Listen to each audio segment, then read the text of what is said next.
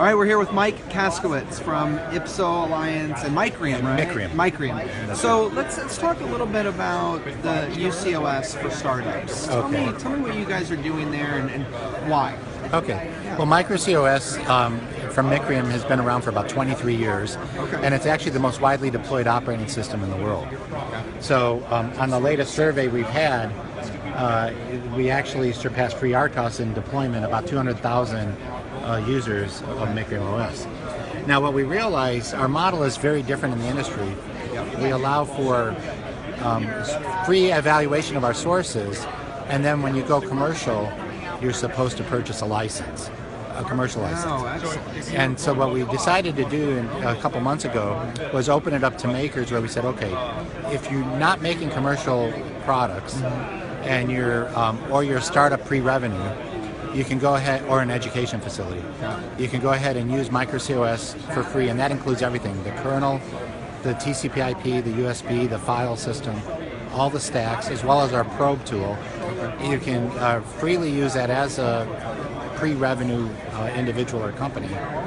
And then when you become commercial, above a revenue threshold that we agree on, you would go ahead and purchase a license. And so do they have to apply for a program like that? There's a way you could go to our website and you could go down, apply to it.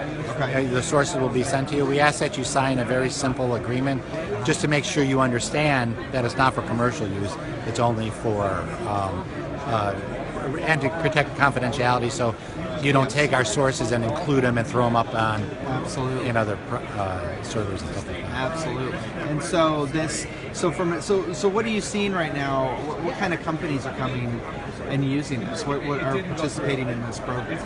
Well, we have a lot. It's actually very interesting.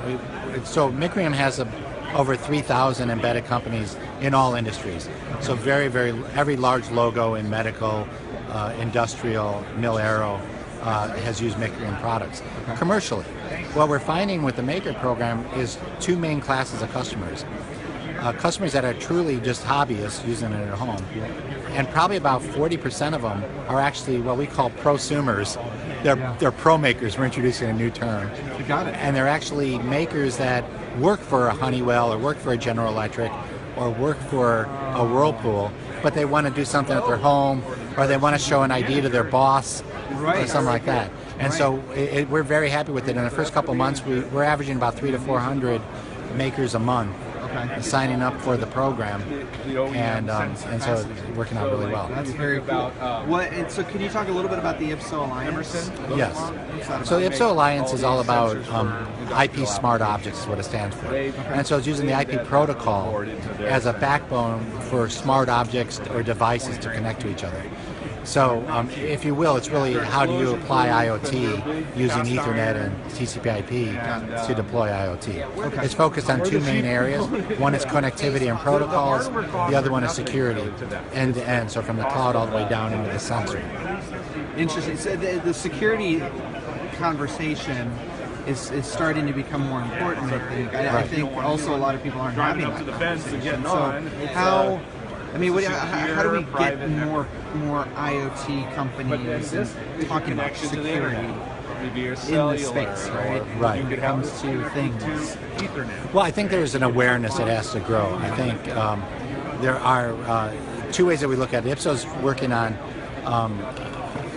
ways to get agreement around standards and what kind of protocols and that we should use for encryption. And then there's obviously, and so I think they're both valid approaches.